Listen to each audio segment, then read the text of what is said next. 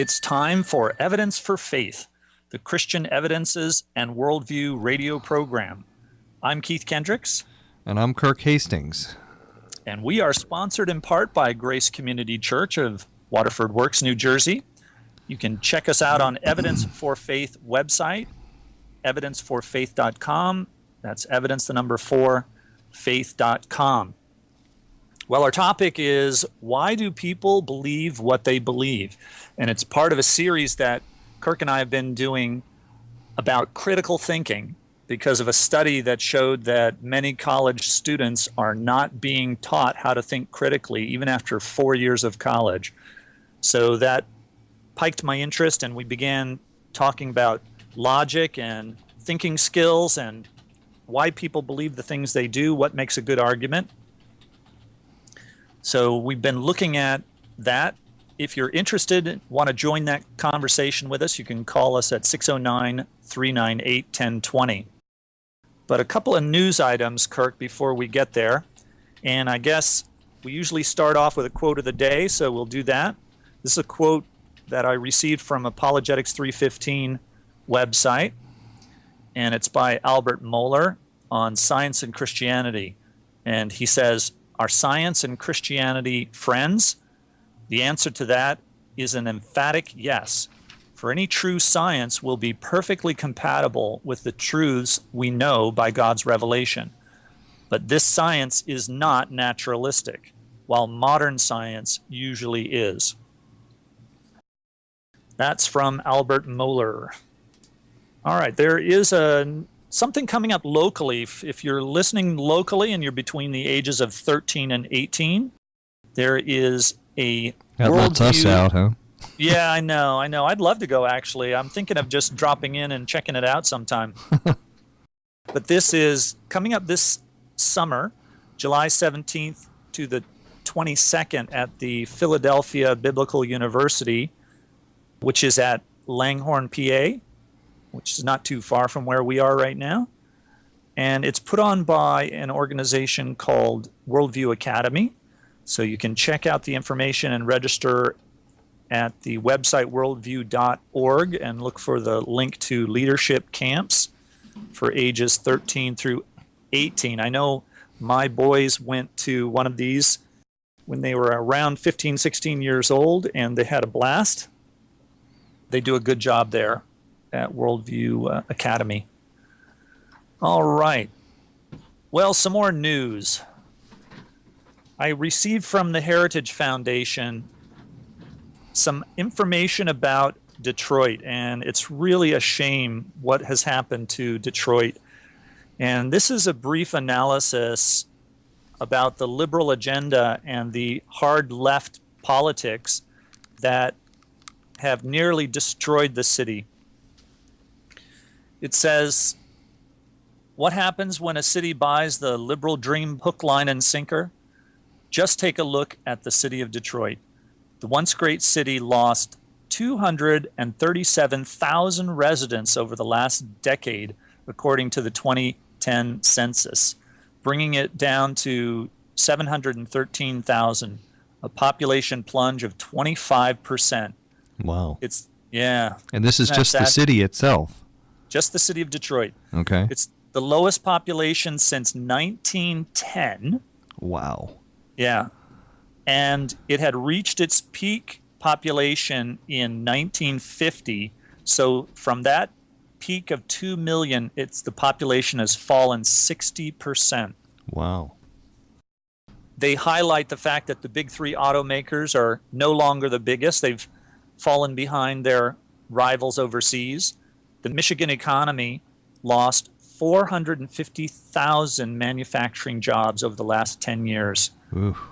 The city suffers from crime, high taxes, poor city services, plummeting home values. If you've seen some of the photographs, that people are just walking away from their homes. They're just abandoned. The houses are all collapsing and run down because there's just nobody living there. Right.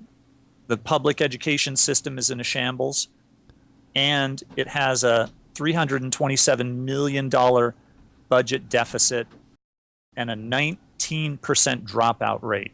Ooh. So incredible. Isn't that interesting, the way it seems like always, well, not always, but in a lot of cases, when the taxes in places keep going up, but the services keep going down?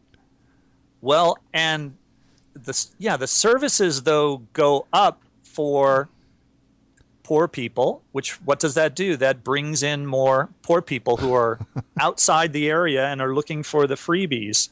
Okay. It induces people not to work. Right. Here's some of the problems that they mention that are roadblocks to today. The political machine that helped deliver the state to its ruin. Case in point, the state's powerful teachers unions. In 2003, a philanthropist pledged $200 million for the creation of 15 charter schools in the city. Wow. Yeah. Despite the city's tragic public school system, the plan failed and the offer was withdrawn following protests by the Detroit Federation of Teachers. Why do you think they would protest new schools being built? Because they would lose control of the teachers. The teachers would have more jobs. They'd be competing. They'd wind up with higher pay due to competition, and they wouldn't need the unions. So the unions made sure that the teachers were dependent on them and nixed the plan. You did say that these would be charter schools they wanted to build, right? Exactly. So they would compete with the public schools, kind of. That's right. That's right. Yep. Wow. So so rather than have healthy competition that would increase and more spending, which would increase teacher salaries, nope. They decided, no, we want control. Control is more important. Wow. Then they go on to say little has changed. 8 years later, a state-appointed emergency financial manager has proposed sweeping changes to the city's public school system, including a plan to convert 41 of the city's schools to charter schools. Guess who's opposing the reforms? The very same union. Uh-huh. Yeah, because they don't care about better schools. They only care about power and money. They really care about themselves and not the students, not the welfare of the students. Yep. They've got a new governor, Rick Snyder, who has embarked on efforts to change the way that the state does business, tax reforms, and spending cuts. Guess what? Unions, once again, with Wisconsin-style protests, are trying to block him. I wish him luck. Yeah, really. Yeah. So the article ends with the Washington Examiner's Michael Barone writes, now listen to this quote. This is very, very interesting. He says, quote, "When people ask me why I moved from being a liberal to being a conservative, my single word answer is Detroit. The liberal policies which I hoped would make Detroit something like heaven have made it instead something more like hell." Is that incredible? Wow. Well, we've got a caller on the line, so I guess we'll break here take this call. Caller, okay. Go ahead. No malice. I have heard the great statements, very intelligent people, and I like it. But here's one thing I'm speaking of, not opinion, of fact.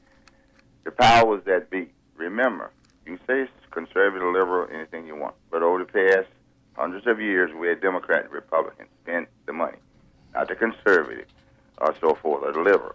These were the parties that actually spent the money, declared war, and made the laws.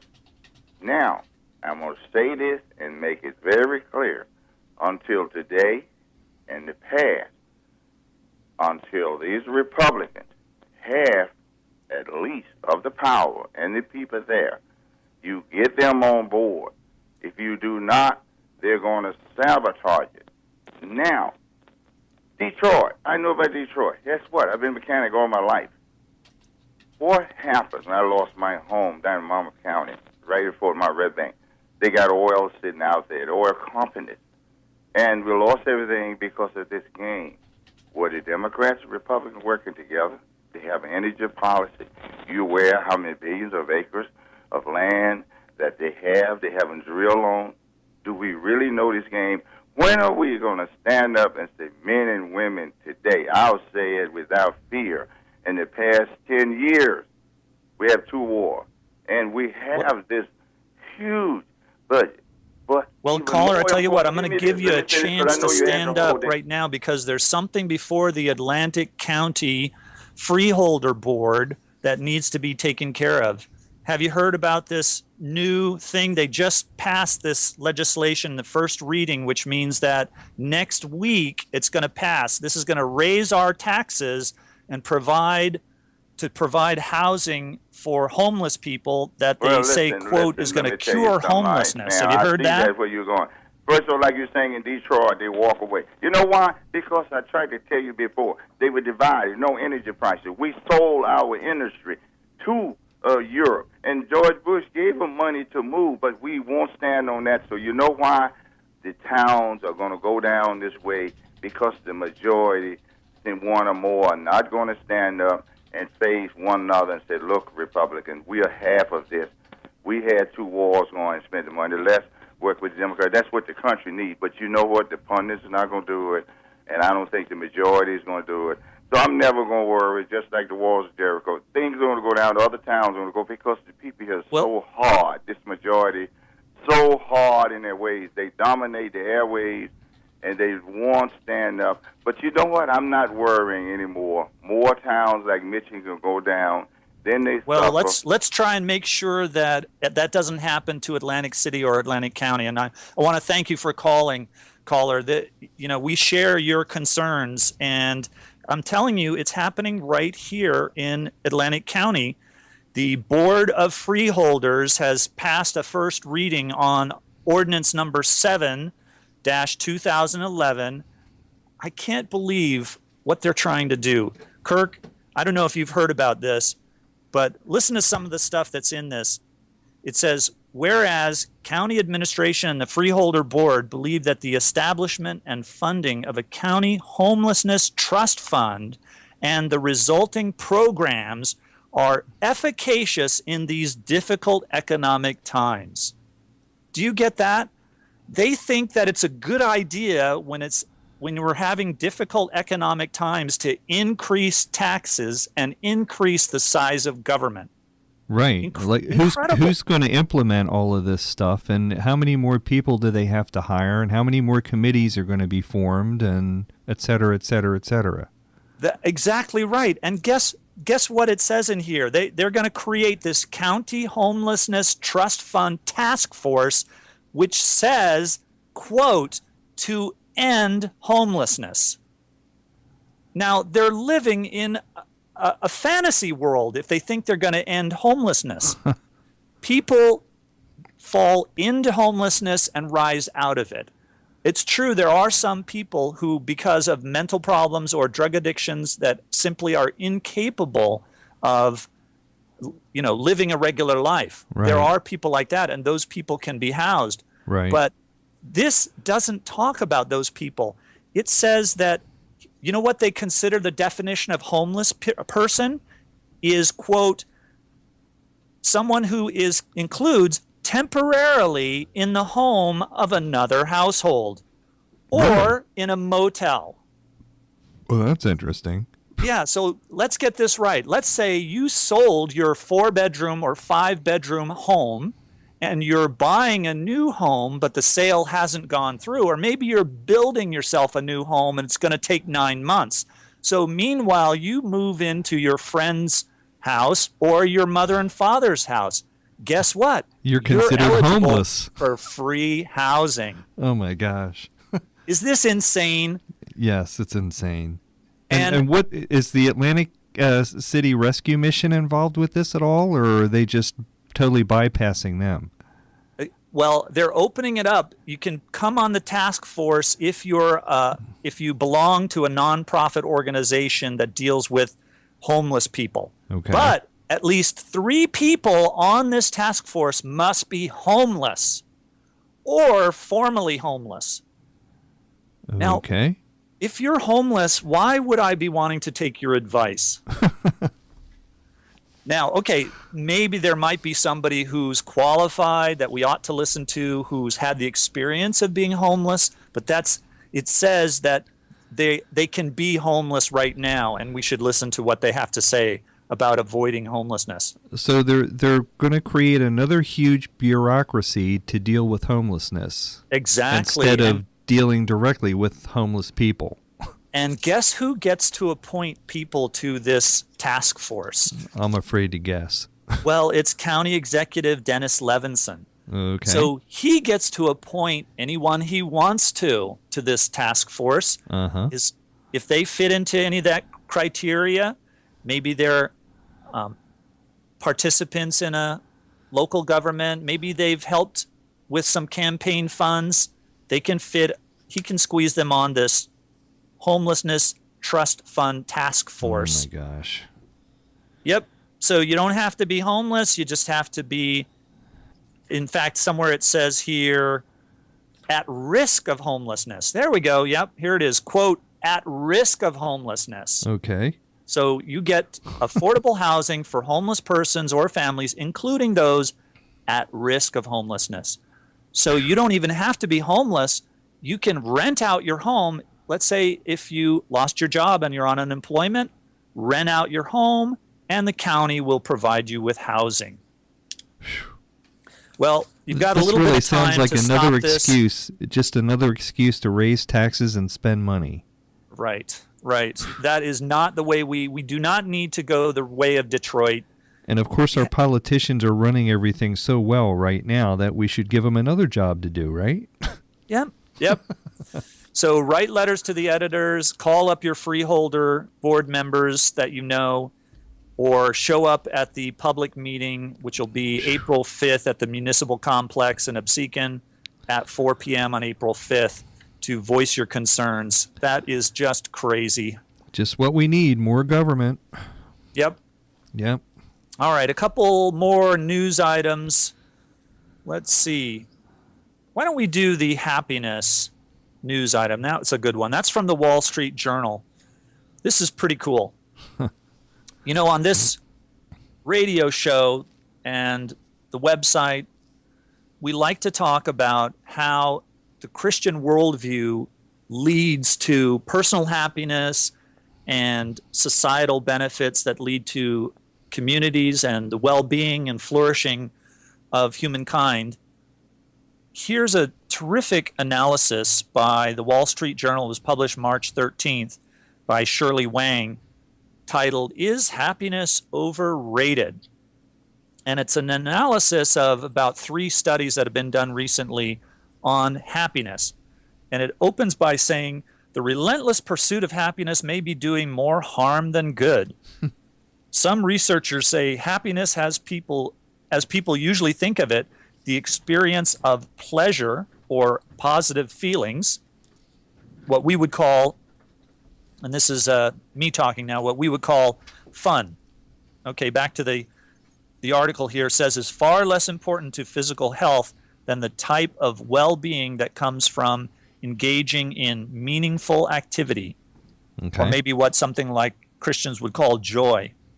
Okay. Researchers refer to this latter state as eudaimonic well-being, okay, from the Greek word eudaimonia, which just means well-being.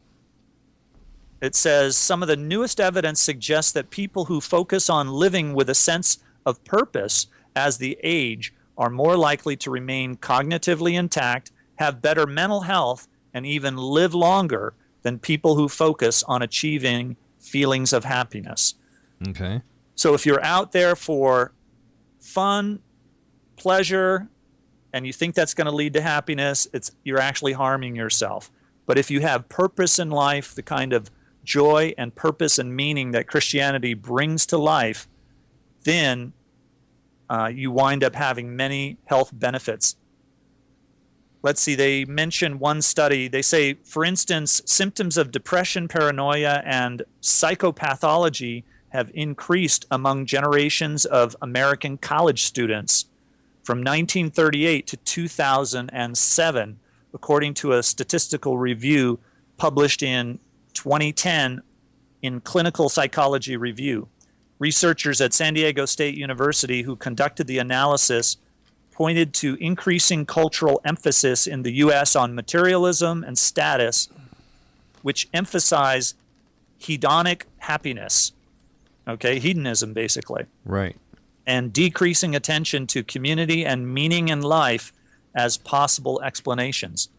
So And what you're is really saying basically is that selfishness doesn't really get you far in life. If your whole life is wrapped around selfish, pleasure for yourself, pleasure it's going to cause you problems down the road. Yeah, that's right. Pleasure seeking and believing that there's no purpose in life, like atheism and naturalism posit that there is no meaning to life. These things, thinking this way, leads to a shortened life. So, it's funny. Evolution must be trying to tell us something. Gee, you think?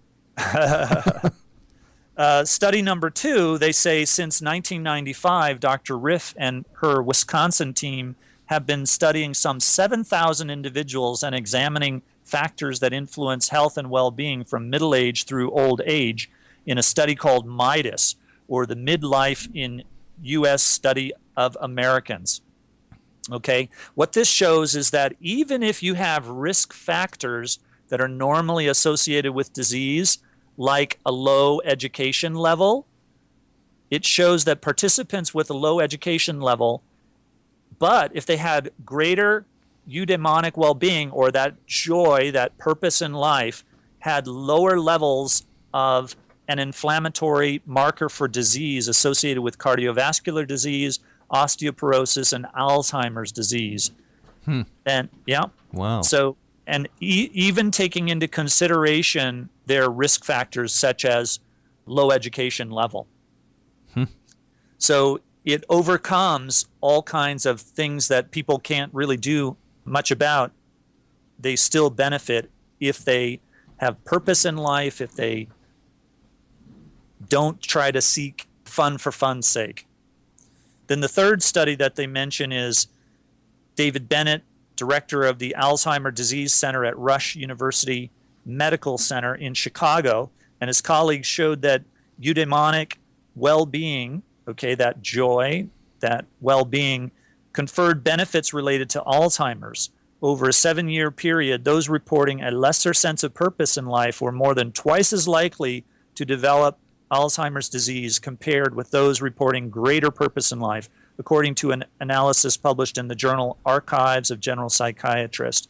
The study involved 950 individuals with a mean age of about 80 at the start of the study. No kidding. Yeah, it's amazing. Wow. Yeah. Then in a separate analysis of the same group of subjects, researchers found that with greater purpose in life, they were less likely to be impaired in carrying out living and mobility functions like housekeeping, managing money, walking up or down stairs, and over a 5-year period, they were significantly less likely to die by some 57% than those with low purpose in life. Wow.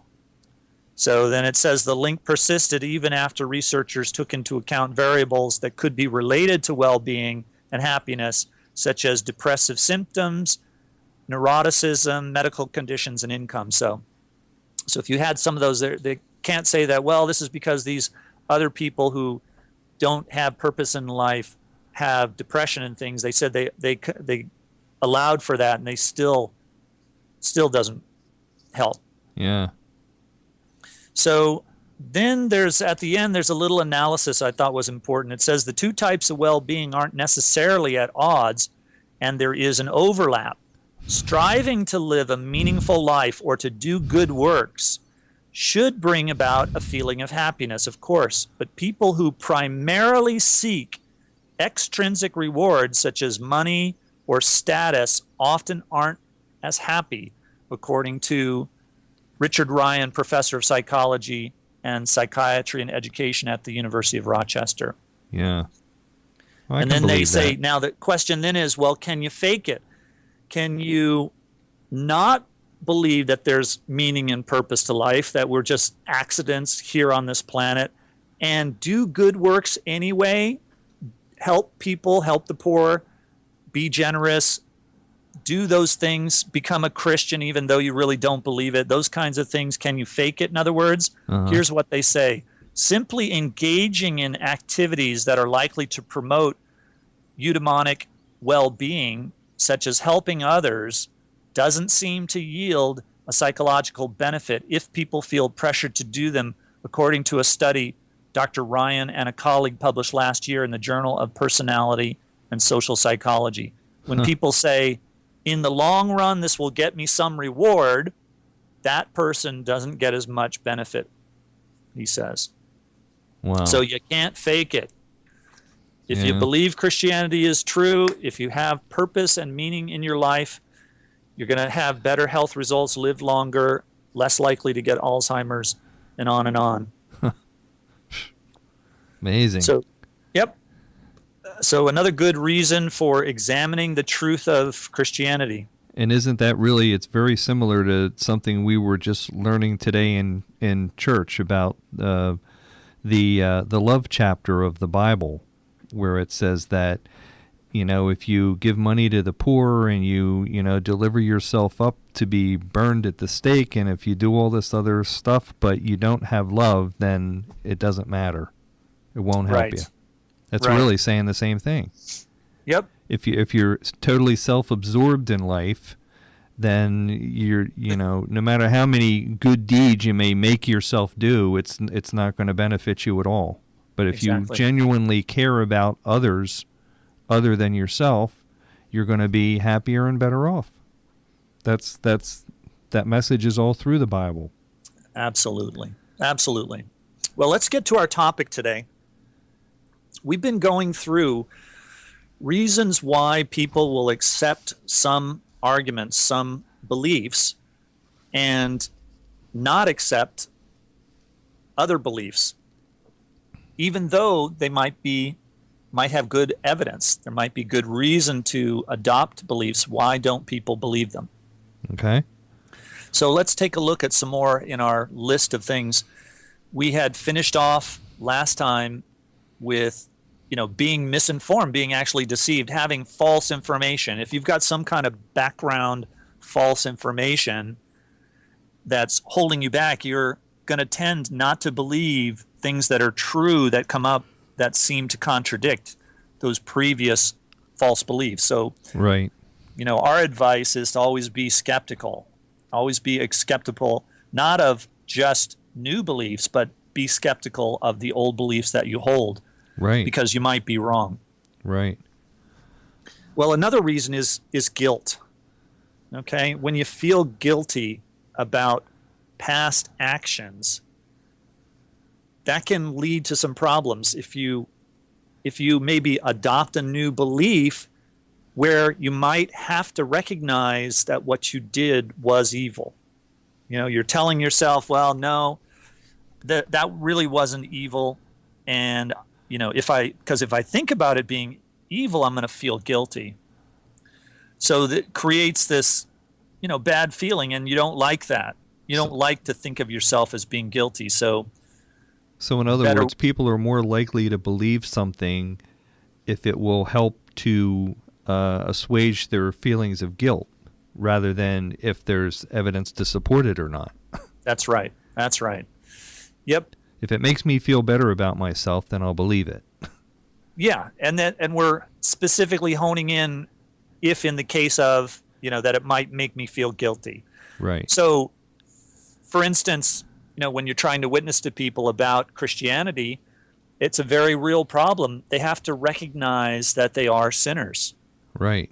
And this is difficult for people. Sure. Many people really don't see themselves as sinners. There's just a natural protective mechanism that we don't see ourselves as being guilty. Right. Nobody really sees themselves as a bad person. They always think they have reasons for why they do what they do. Right. Yeah, it's funny what people think about themselves. When they do studies, like they will ask people, say, how well do you drive? They'll ask 1,000 people, how well do you drive? Below average, average, or above average? Guess what everybody says? Above average? Yep. Yeah. 80 to 90% of the people will say they're above average. Try to commute into New York City every day and say that. So, yep. All right. So guilt is one reason why people will refuse to accept new beliefs. How about the issue of authority? Right? What if professors have told you? Okay? Then why should I accept what you have to say? Okay. Right? Why should they accept what we say here on this radio program? After all, my professor told me otherwise. Okay. Or maybe my parents told me. Right. So this or goes a friend both of mine ways. who I trust told me something different. Well, we're specifically talking about authority, not just a friend. Okay. I mean, that would be a reason to disagree with your friend, is because someone in authority told me. Okay, I see. So, okay, that it's great, and listening to people in authority is a good thing, but we have to be careful here, basically. Yes. Authority figures can believe things that are wrong, too.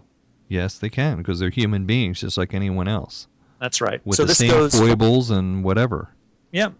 So this goes for Christians as well as non-Christians. You don't want to believe something just because your pastor told you. It was a revelation for me a few years ago when I read in a book that it said that not all things that scientists say are scientific. Absolutely. The point being, just because a scientist says something doesn't necessarily mean it's true. Right. And many scientists like to dabble in philosophy when that's not their field. A lot of them do. And they're not very good philosophers. Right. Well, it's no wonder they've had no training in the field. Sure. And you have the opposite side of the coin. You have people that are basically philosophers trying to make scientific statements. Yeah, absolutely. Yeah. Right. So, yeah, if you're going to listen to an authority figure, you have to make sure that authority figure has the qualifications to speak in the field that they're talking about. Right. Just because they've got a PhD after their name doesn't mean that they are qualified to speak in areas outside their field. No. One of the great example of this is Richard Dawkins, who's a zoologist, constantly speaking outside his field. He constantly talks about philosophy of science, history of science, and many other things that he's not qualified to speak on. And religion. Yet people listen to him because he's got a PhD. Yeah, sure. Well, a big example of that today is Hollywood celebrities. A Hollywood celebrity will come out and say something, and all their fans will say, "Oh, well, so-and-so said this, so I believe that." Yeah, they really look at Hollywood celebrities as authority figures of a kind. That's right, and they're not really. They're mere celebrities. Sure, and this is really unjustified. They may have no basis whatsoever for what they say, but just because they're a celebrity, it's like, oh, well, if they said it, it must be true. Yeah, exactly. And that brings up the issue of some of the celebrities who have been involved in cults, and that takes us right to the next one. If you want to bring that one up, Kirk. Yeah, being part of a cult or propagandized. Mm-hmm. Sure.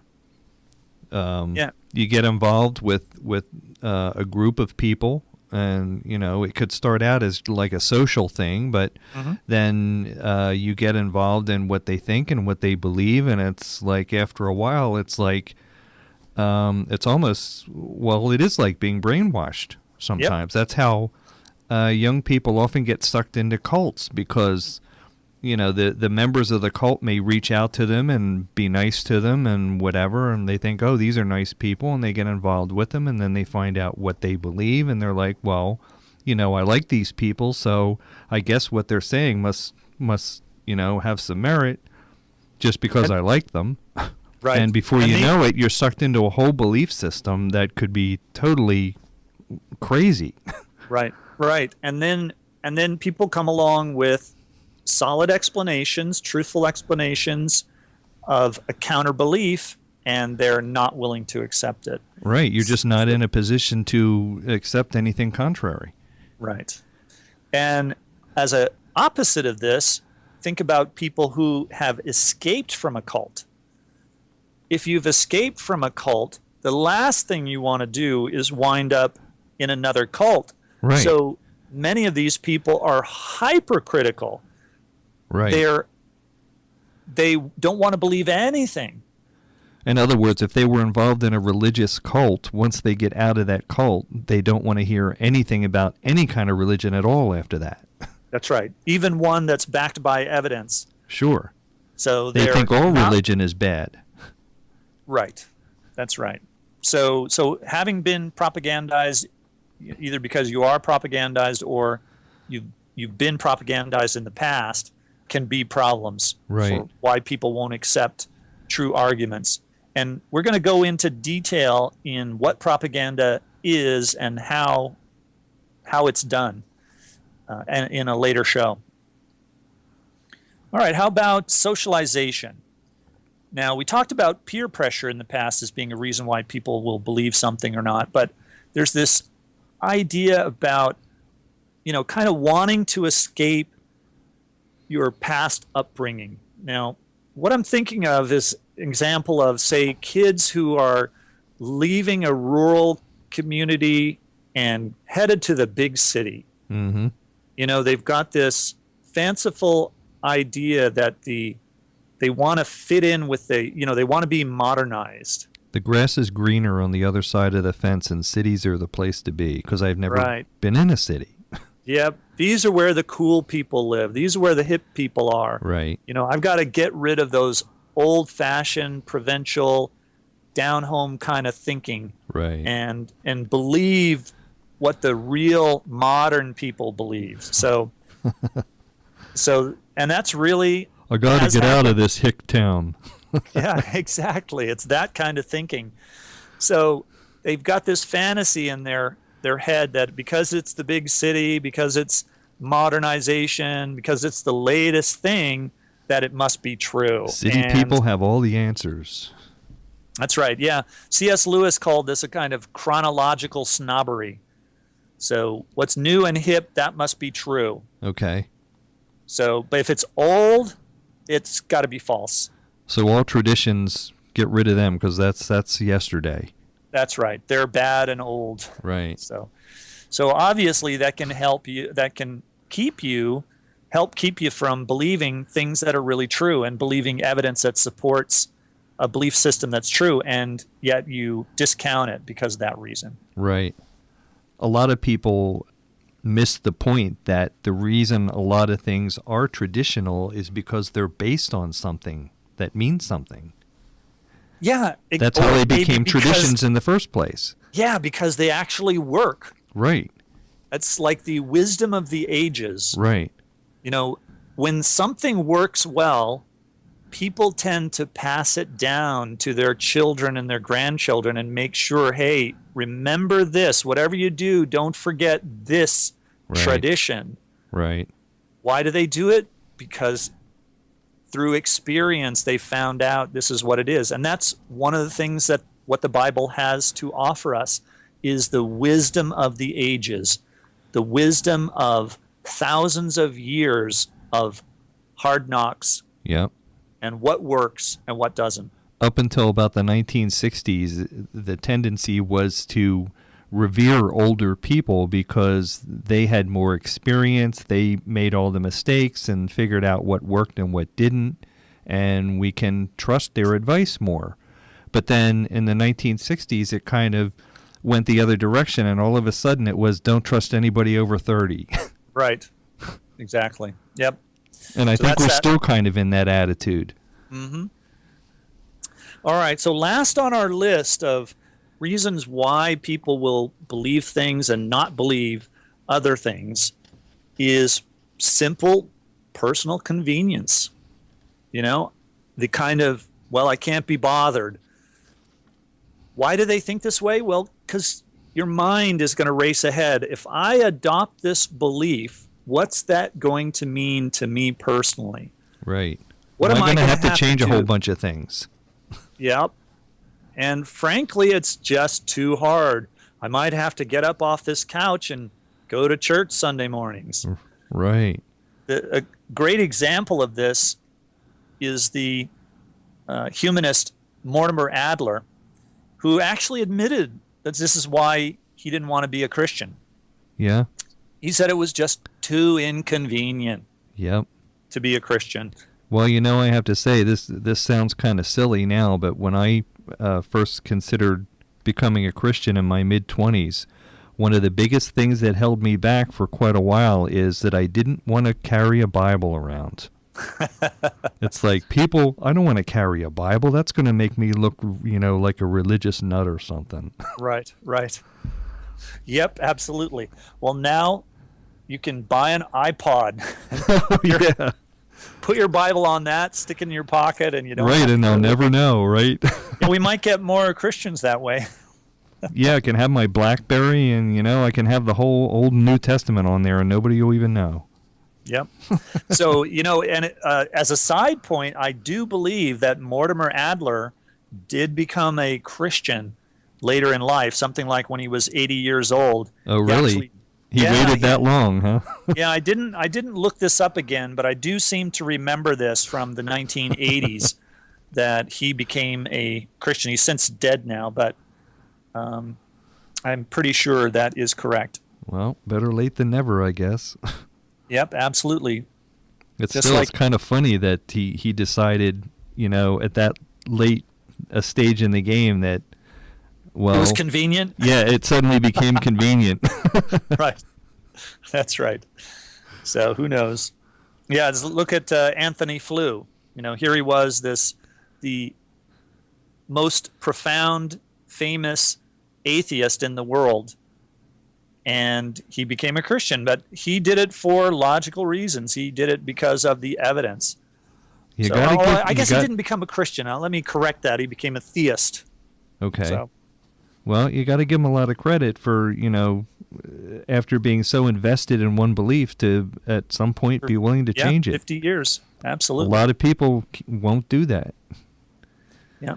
All right. So let's delve into the reasons behind all these different reasons. And if you're just joining us, you're listening to Evidence for Faith. I'm Keith Kendricks. And I'm Kirk Hastings. And you can check us out on the internet at evidenceforfaith.com. You can email us at just send it to email@evidenceforfaith.com. That's the number 4, faith.com. You can listen to our podcast there. So we listed, for the last 2 shows, we've listed all these reasons why that people have, why they shouldn't accept a certain belief. If somebody comes along with evidence, argumentation, and says X is true, they've got all these things going on in their mind that they say, nah, I don't think I'm going to accept that. Right. Well, a lot of them, not all of them, but a lot of them fit into this category called cognitive dissonance. Okay.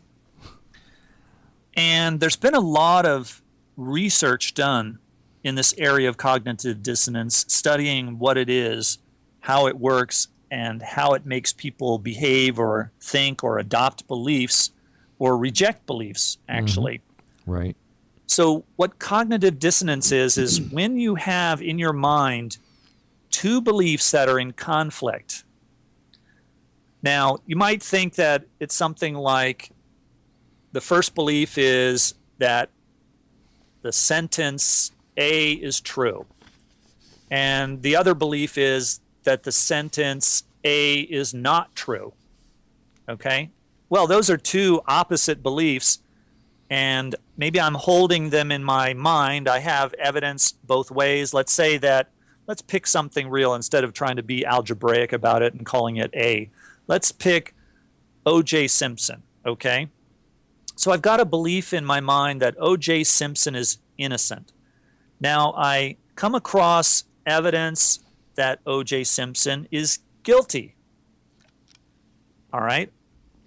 Is this the kind of thing that creates cognitive dissonance? No, not really. This isn't really what they're talking about in cognitive dissonance. In cognitive dissonance, you're talking about a belief that comes into conflict with some kind of belief about yourself. All right? Does that make sense?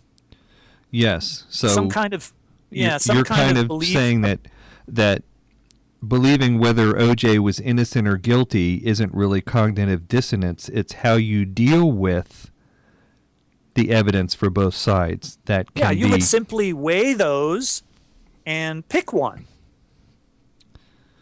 Right? If one is more than the other, then you pick that one. Well, that's the intelligent way of doing it, but there's all kinds of reasons why people don't want to reason things out like that. Right. Well, so let's give some examples then. Let's say you're O.J. Simpson's mother. Right. Okay. Now you're going to have cognitive dissonance. Okay, yes. Because you've got a self-concept belief that's in conflict with the evidence now. You've got this belief that I raised my son properly. Right. OJ would never harm a fly.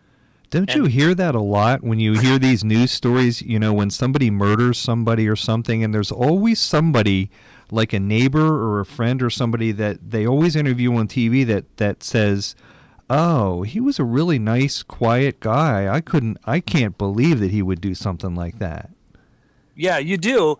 But now maybe it's because the person's saying that just because they're ignorant of what the secret life this person really lived. But the cognitive dissonance comes in when you've got hard evidence that shows the person is guilty, but you've got a vested interest somehow in your own self-belief. Let's say you were a jury member who found OJ innocent. Right. And now new evidence comes out that he was really guilty. Right. Are you likely to accept that or not? Does that create cognitive dissonance? Yeah, more than likely you wouldn't. Yeah, you wouldn't accept it. You would have cognitive dissonance because you're likely to think of yourself as a good juror. Right. Right. I made a wise decision. In order to change your mind about the situation, you would have to admit that you made a mistake the first time. There you go. Bingo. Yep. Absolutely. That's what causes cognitive dissonance. Right. So it's the kind of what they call angst, of a belief that conflicts with some kind of self-confidence. Right. Now, there's that joke I've told on the show before about a wife who brings her husband to the doctor and says, "Doctor, you've got to help me. My husband thinks he's dead." All right. So the doctor says, "Oh, don't worry about it. I'll help you. I can solve this problem." So he begins to teach the guy that if you're dead, you don't bleed. And he takes him down to the hospital morgue, and they poke pins into the fingertips of dead people, and sure enough, they don't bleed. And eventually the guy comes to understand, okay, he says, "I agree, dead men don't bleed." Right. Right as soon as he says that, the doctor grabs his finger, stabs a pin into the tip of his finger, and squeezes blood out. And he says, "There, see, you really are alive." And the husband looks at his finger, looks at the blood, and says, "Well, I'll be darned. I guess dead people really do bleed." This guy's got cognitive dissonance to spare. That's right. So that's a little joke to just kind of describe, what people will go through in order to avoid the angst of cognitive dissonance. We used to call that avoiding the obvious. Yeah, absolutely. And a good example of that, I heard about a study that they did where they put video cameras into a waiting room at a car dealership. Okay? Mm-hmm. So, when you've just bought a car, you've just agreed on the price, and they're doing some final paperwork. So what they would do is they'd tell these people, "Okay, sit down right here." Now, in front of them on the coffee table in this waiting room, there'd be 2 magazines, okay? Mm-hmm. One of them, on the cover of the magazine, has an article telling them that the car they just bought is a piece of junk. It's a lemon. It's a lemon. Right. And the other magazine has an article on the cover telling them that the car they just bought is a great car. Okay. All right. What do you think people did? probably had a lot of angst. So what did they do? How did they resolve that angst? That's a good question. Well, they picked up the magazine that had the article about that their car was great. Okay. So now, this is after they already closed the deal for the car, right? That's right. Okay, I see. They close the deal for the car. They're taken into the waiting room. They sit down, and the study was what percentage of time would they pick up the magazine that said something bad about their car they just bought, or the magazine that said something good about it. Okay. And guess what? Almost everyone, without exception, picks up the article that says something good about their car. Because they have a vested interest in it being a good car. Absolutely. Now, Yep, see, so- that's funny. If that was me, I probably would have picked the one up criticizing it because I'd want to know what's wrong with the car I just bought. Right. But what goes through people's minds is they have this, it affects their self-image. They don't want to think, oh, no, I made a mistake. Okay, right. Right? Okay, So, got you. yeah, they don't want to think that, I'm a lousy car buyer. They want to think, hey, I made the right decision. And I I've got a lot of already money got this back. car paid for, so it's got to be a good car. Yep. So really, cognitive dissonance forces you into rationalization, just Right. making up arguments to support your own view. And you know what? We hear this from the old Aesop's fables. I was just reading Aesop's fables last night and came across the fox and the grapes. Do you remember that one? Yep. Uh-huh. Where this fox is tired, long, hard day, and thirsty, and he sees some grapes growing in a vine a little high up, and he tries to jump at them to slack his thirst. He jumps and misses. He jumps again and misses. He takes a running leap and jumps and misses and can't get at the grapes. So what does he say? Well, I wasn't that thirsty after all. Well, it's called sour grapes for a reason. Those Okay. grapes are just sour. They must be rotten grapes. Exactly. So that's where we get the term sour grapes from that Aesop's fable about Okay. the wolf and the grapes. Geez, I didn't know that. Oh, you didn't know that? Learn Yeah. something new every day. So when somebody says, let's say they don't win a contest, and maybe there's a contest to win a car, and the person doesn't win, and they Right. come away saying, that car doesn't run very well anyways. Or they might say, oh, that contest must be fixed. Exactly. That's called sour grapes. I Yeah. got it. It comes from Aesop's fable from something like 1000. I guess it's not 1000 BC, No. something like 600 or 700 BC. Yeah, long time ago. All right. How about let's jump into the world of religion and atheism. Where do we see examples of cognitive dissonance? All over the place. Yeah. Can you think of specifically of an example of a religion that had a lot of cognitive dissonance sometime in the past? Well, let me see. Help Do you me remember?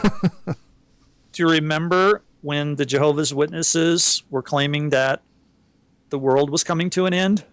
They've done that a few times, I think. Like Yeah, 3 or they 4 have. times they've set dates, haven't they? Yes, they have. Uh-huh.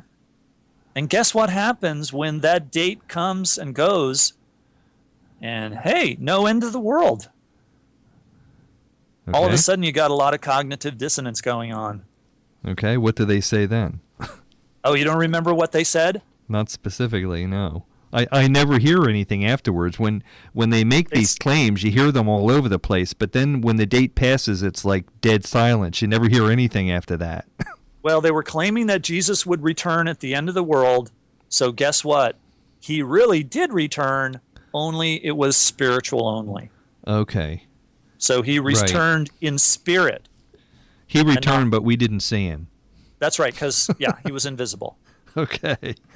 Got it. So that's an example of cognitive dissonance. And now, of course, you realize we have another group now that's saying Yes, that we the end of do. the world is coming on May 21st of this year. Exactly right. So Okay, we're so gonna get see, ready, everybody. You're going to see an example of cognitive dissonance, I have a feeling. Either two things are going to happen. Either it is going to happen on the 21st, or on the 22nd, we're going to have a lot of cognitive dissonance. Yep. So now cognitive dissonance can be a good thing, though, because it can cause people to realize that they made a mistake and get things straightened out. And that's if you deal with it honestly, me. yes.